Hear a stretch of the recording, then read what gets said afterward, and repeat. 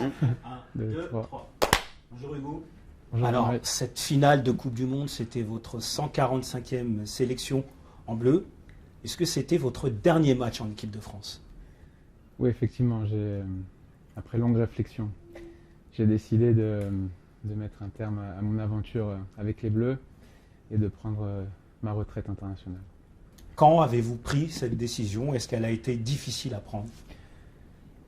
En fait, c'était quelque chose qui était au fond de moi depuis un petit moment et qui s'est accentué pendant la compétition. Et il est vrai qu'une fois les émotions passées et les idées au clair, j'ai pu poser le pour et le contre et j'ai fini par prendre cette décision qui est difficile mais importante dans ma carrière et dans ma vie. Avec un peu de recul par rapport à cette Coupe du Monde, est-ce que vous vous dites que si vous l'aviez gagnée, vous n'auriez pas pris cette décision? On ne peut pas savoir, mais il est évident que j'aurais préféré finir sur un titre de champion du monde. Lorsqu'on est compétiteur, on veut toujours plus, on veut toujours faire mieux, mais je préfère retenir cette aventure positive, que ce soit sur le plan humain, mais également sur le plan sportif, où on a vécu vraiment des grandes émotions et on a rendu les Français très fiers. Didier Deschamps, lui, il a décidé de prolonger son contrat jusqu'en 2026, jusqu'à la prochaine Coupe du Monde. Ça ne vous a pas tenté, vous, de prolonger cette aventure sous sa direction? Écoutez, la première chose déjà, c'est que je suis très heureux pour lui, pour le staff, car il mérite cette prolongation. Ils ont rempli les objectifs. Mais ma décision n'était pas liée au futur du sélectionneur. C'est vraiment quelque chose de personnel, un ressenti profond, que ce soit sur le plan sportif ou après plus de 14 années passées avec le maillot des Bleus, j'ai eu la sensation d'avoir tout donné, d'être allé au bout. Également le sentiment qu'il faut laisser la chance à d'autres. Et puis sur le plan familial, je ressens vraiment le besoin d'avoir un peu plus de temps pour moi, pour ma famille, pour mon épouse et pour mes enfants, parce qu'il y a des choses essentielles dans la vie à côté desquelles on n'a pas envie de passer. Hugo, on ne tire pas un trait sur 14 ans d'histoire avec le maillot bleu comme ça. Parce qu'aujourd'hui, quelle est l'émotion qui domine aujourd'hui chez vous? Je crois déjà un soulagement de l'annoncer. C'est pas facile. De le penser, c'est une chose, mais de le dire, c'en est une autre. Et je crois surtout, je peux que me sentir privilégié d'avoir pu être le capitaine de l'équipe de France, d'avoir pu jouer autant de matchs sous le maillot des Bleus, d'avoir pu apporter du bonheur aux supporters, d'avoir partagé des grands moments avec tous mes coéquipiers, avec différents sélectionneurs, mais surtout avec Didier Deschamps. Et c'est sûr que ça va me manquer. Et au début, ça sera difficile, mais en aucun cas, je regrette mon choix. C'est quelque chose de réfléchi et en tout cas, j'en suis fier. On vous sent particulièrement ému. Vous avez porté le maillot des Bleus tant de fois. C'est pas anodin de dire stop. Non, c'est un moment important dans ma carrière. Et je crois que j'arrive à un moment où voilà, il est important de prendre les décisions justes. Et je pense que c'est la plus juste qui soit. Dans l'histoire des Bleus, aucun joueur n'a porté plus que vous ce maillot. Quelle saveur a le record de sélection sous le maillot bleu? Quelle saveur il a aujourd'hui que vous pouvez un peu le mesurer après 3 semaines après cette Coupe du Monde? Je vais le savourer, bien évidemment, mais je sais qu'il y a certainement un joueur qui sera capable de battre tous les records. En tout cas, c'est tout ce que je lui souhaite, parce que il a tout pour devenir le meilleur joueur au monde, si ce n'est pas déjà le cas. On parle de Kylian Mbappé, évidemment. On parle de Kylian, bien évidemment. Et puis, voilà, c'est un grand leader et certainement qu'il est parti pour très longtemps avec le maillot des Bleus et certainement qu'il nous fera vivre de grands succès, nous et même moi en tant que supporter maintenant. Quel regard vous portez sur la génération qui va vous succéder? Je pense à Mike Maignan, à Alphonse Areola, à Lafont et éventuellement aussi. Vous, qui êtes un peu leur modèle, quel regard vous portez sur eux? Écoutez, je crois que Mike Maignan est certainement le successeur désigné, de par ce qu'il fait en club depuis maintenant quelques années, depuis ce qu'il réalise depuis un petit moment au Milan AC. Après, il est évident que des joueurs comme Alphonse Areola, il y a également encore Steve Mandanda qui ont le niveau international, et puis il y a d'autres jeunes comme Alban Lafont, Ilan Meslier également qui réalise de très belles choses en Angleterre. Il y a peut-être également le gardien de Lille, Chevalier, qui est certainement promis à un très bel avenir. Mais en attendant, je vais suivre ça avec passion parce que j'aime le foot, parce que j'aime le poste de gardien de but, et je suis sûr qu'ils me feront vivre de grandes émotions. Quand vous avez commencé, on pense à Fabien Barthez qui vous avait désigné comme le futur, comme l'héritier un petit peu.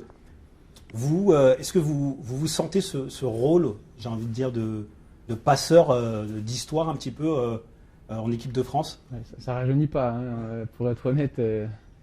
C'est même un peu injuste parce que le temps passe tellement trop vite. On n'a pas forcément le temps de savourer.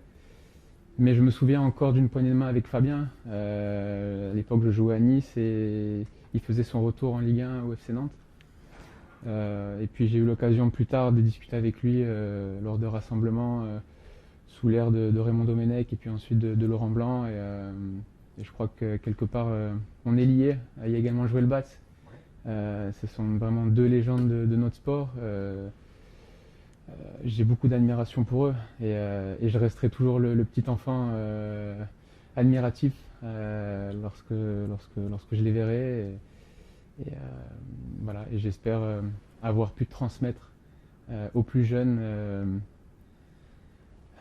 de par mon vécu, de par leur passage en sélection, nos passages en commun, durant différentes sélections, avoir amené quelque chose. Mais après, ils ont le talent, mais ils ont besoin de personne pour s'exprimer et puis pour s'épanouir.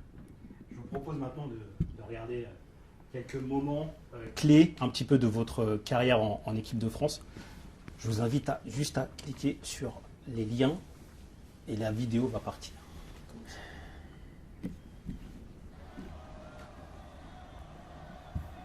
C'est comme si c'était hier. On ne peut pas oublier ce genre de sensation. Alors, croyez-moi, ça passe très vite à l'image, mais sur le moment, c'est très long. Il y a un décompte dans la tête, le temps de soulever ce trophée. C'est la consécration de tout le travail pendant une carrière. Et ça nous lie à jamais pour tous les joueurs, toutes les personnes qui étaient présentes lors de cette compétition. Et on ne peut pas oublier également tout le soutien qu'on a pu avoir des supporters et le partage d'émotions qu'on a pu avoir derrière cette finale. Merci. Merci. Ça, c'était beaucoup plus récemment. Mais c'est aussi un moment très marquant de votre carrière en bleu. Oui, c'est un match qui compte dans ma carrière. Pour plusieurs raisons. La première, parce qu'on évolue face à l'Angleterre, le pays dans lequel j'évolue depuis 10 ans. Et la deuxième, parce que c'est la 143e sélection qui me permet de dépasser Lilian Thuram. Et sur le plan personnel, c'est quelque chose de très fort. En plus de ça, d'avoir toute la famille en tribune, ça a rendu les choses encore plus fortes. Votre famille qui vivait en Angleterre, j'imagine que c'était particulier. Oui. Et puis on retient que les victoires, donc c'est vrai que ça amène une saveur encore plus importante à ce match. Une dernière image, ça c'était en 2016 en France. Ouais, ce match face aux champions du monde en titre, dans un lieu mythique, le stade Vélodrome. Voilà, c'est une demi-finale qui est certainement rentrée dans l'histoire de l'équipe de France. Je me souviens également de cette ambiance qu'il y avait aux abords du stade, dans le stade, et cette communion qu'il y a eu entre le public et les joueurs et tout le staff après le match. Et voilà, on joue au football pour vivre ce genre d'émotions et surtout pour en donner à nos supporters parce que vraiment c'est également la base du sport, c'est de transmettre quelque chose à tous nos supporters. Ça va pas vous manquer un peu quand même ces moments, cette adrénaline de la compétition, des grands événements? Écoutez, j'ai pris la décision d'arrêter sur les matchs internationaux. Je vais continuer avec mon club. C'est pas pour autant que je m'enlève des ambitions. Au contraire, je vais continuer à me donner des nouveaux défis, des nouveaux challenges. Et je garderai toujours une telle exigence vis-à-vis de moi-même. C'est ce qui m'a permis de durer tout au long de cette carrière en bleu.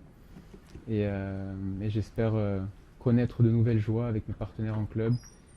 Et j'espère qu'avec cette fraîcheur, ça m'amènera à jouer encore quelques années au plus haut niveau. Vous avez donné tellement au football français. Vous n'auriez pas apprécié ou aimé jouer un dernier match et recevoir les honneurs du public français et des supporters? Écoutez, sur le coup, j'ai pas envie d'être égoïste. Il était important pour moi de l'annoncer maintenant et en vue de la prochaine phase de qualification pour l'Euro, par respect pour le sélectionneur, par respect pour le staff, mais également pour les joueurs. Il était important pour moi de l'annoncer avant, ça leur permettra de se préparer en sachant que d'autres personnes vont prendre la place, que ce soit pour les buts, mais également pour le capitaine. Justement, quel est le joueur qui est le mieux placé derrière vous pour vous succéder avec le brassard de capitaine? C'est avant tout une question pour le sélectionneur. Il y a peut-être Raphaël Varane qui a été longtemps vice-capitaine et qui a une forme de légitimité par rapport à ça. Et puis il y a également un joueur qui monte en puissance, même dans le leadership, c'est Kylian Mbappé, avec qui je pense l'équipe de France va continuer à performer et certainement rester tout en haut dans la hiérarchie mondiale. Alors Hugo, il y a depuis hier certains propos de Noël Le Graët qui ont beaucoup fait parler. Est-ce qu'ils vous ont étonné, est-ce qu'ils vous ont surpris, ces propos, à propos de Zinedine Zidane? Non, j'ai envie de dire qu'il y a des choses qui sont inappropriées. Et pour le coup, on ne peut pas manquer de respect à des anciens joueurs de l'équipe de France, encore plus à une légende internationale comme Zinedine Zidane. Je crois que le président de la Fédération française de football est là avant tout pour rassembler, surtout pas pour diviser. Et je crois que l'équipe de France a besoin de ce côté fédérateur pour continuer sur une vague positive. Vous considérez comme Kylian Mbappé finalement qu'il s'agit d'un manque de respect? Est-ce que Kylian Mbappé il a cette étoffe d'un futur capitaine? Écoutez, je crois déjà avant tout c'est bien qu'il s'est exprimé à travers les réseaux sociaux. Moi j'y suis pas donc j'ai pas pu le faire, mais vu que vous me posez la question, j'y réponds. Mais je crois que Kylian a tous les atouts pour devenir le leader de l'équipe de France, comme ont pu être Cristiano Ronaldo avec le Portugal ou encore Léo Messi avec l'Argentine. On a la chance d'avoir un joueur hors norme en équipe de France, en France, et il faut également le savourer parce qu'il a cette capacité à pouvoir continuer à nous faire gagner. Et vous avez 36 ans, j'imagine que vous pensez déjà à l'après-carrière. Est-ce que Hugo Lloris, entraîneur, sélectionneur, c'est un destin que vous imaginez? Je vais déjà me concentrer sur ma fin de carrière. C'est déjà très important. Je vais également profiter des miens, de mes proches, de ma famille sur mes places de repos. Et ensuite, je pense que je vais commencer progressivement à réfléchir à mon futur. Mais j'ai envie de continuer de prendre du plaisir, à profiter au maximum de ce privilège que j'ai de pouvoir jouer au football. Et en tout cas, j'ai envie de continuer à me donner les moyens de rester performant. Une fin de carrière dans un club français, est-ce que c'est quelque chose qui vous tenterait? Écoutez, je suis avant tout concentré sur ce qui se passe à Tottenham. J'ai encore 1 année et demie de contrat. Et on a beaucoup de choses à faire. On a envie de finir fort la saison, on espère finir dans le top 4. On espère vivre une épopée européenne en Ligue des Champions, également sur la scène nationale avec la FA Cup. Donc voilà, c'est surtout le focus que j'ai aujourd'hui, c'est sur cette deuxième partie de saison avec mon club. Merci Hugo. Merci à vous. Merci.